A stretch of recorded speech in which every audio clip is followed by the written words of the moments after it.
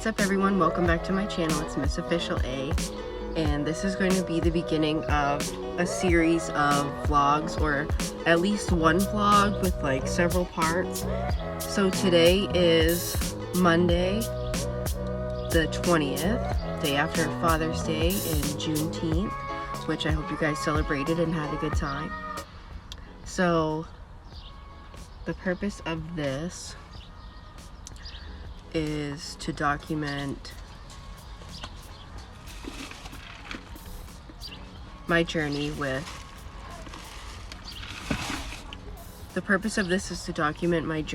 getting surgery for a deviated septum.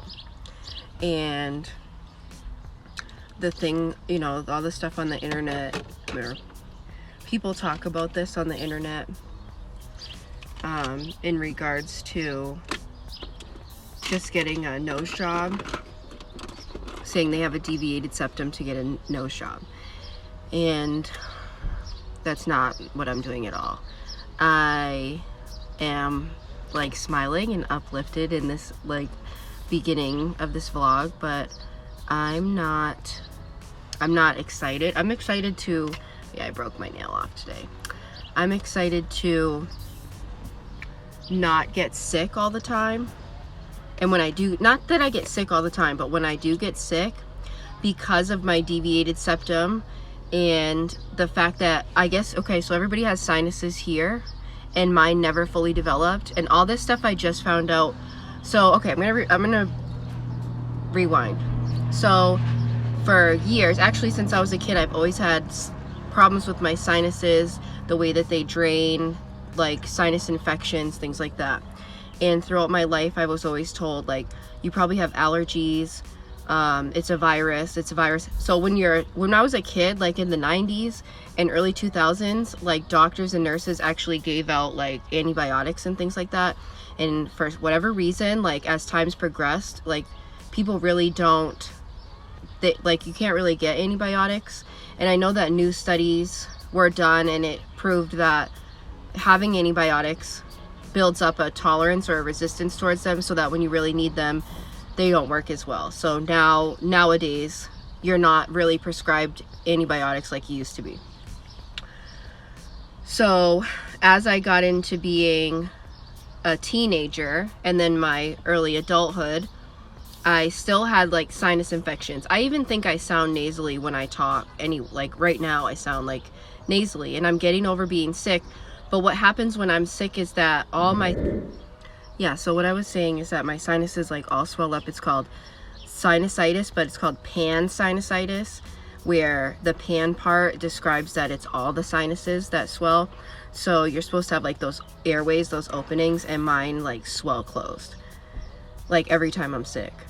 And it takes forever for it to like, for me to get better by my body naturally like doing what it needs to do.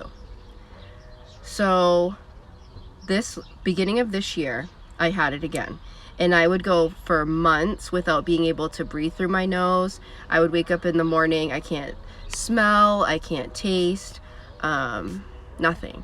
And I got so sick of people saying like, you probably have allergies and a virus, use allergy medication.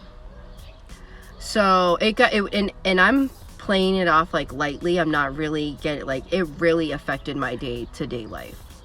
So finally I kept advocating for myself and going to the, you know, like urgent care and making doctor's appointments with my primary and explaining to them what was going on.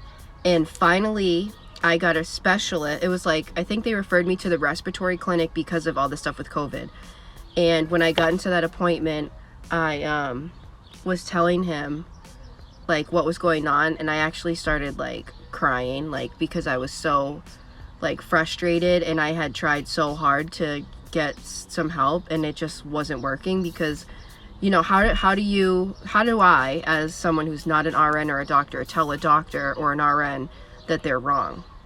So, but this guy, for whatever reason, listened to me, and he was like, look, like there's people out here that want to help you, like just give us a chance. So he puts me on something called prednisone, which is a corticosteroid, and it opens up your airways and it reduces swelling.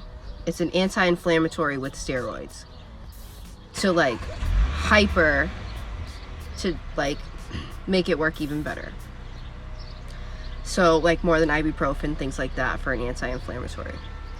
It's an ibuprofen on steroids. So he gives me this prednisone and antibiotics for the sinus infection, and it's the first time in, I want to say, years that I felt normal and better again, where I could breathe and like everything just opened up. Like I think I even got emotional again because I could finally breathe. So after the antibiotics and the prednisone, what was on the schedule next was a CAT scan. And I was even nervous about doing a CAT scan because it's radiation and all this other stuff. And because so many years had gone by and I had done my Google research, it talked about chronic sinus infections turning into meningitis, chronic sinus infections turning into sinus cancer having the same type of symptoms and things as sinus infections, right? So I was terrified. I get the CAT scan. I go in to get the CAT scan read. The CAT scan shows that my septum, the part in the middle that's mostly cartilage and some bone, it doesn't just go like curved one way, it's like an S. So it was literally the most crooked thing I've ever seen. It says it deviates to the right, I believe it says, and I have a bone spur on the left, and there was a whole bunch of stuff. Mucosal thickening, I think, was in there, saying that like it's a swelling of all my sinuses and everything that's going on in there, okay? It's all swelled up and it reacts really messed up because of the anatomy of my nose. So that was this year. I'm 31 years old. So that's the first time I've ever heard that. And so now we finally have a plan. Today is the 20th, like I said. On the 22nd, I'm going to meet with an ears, nose, and throat doctor. And we're going to talk about the next plan.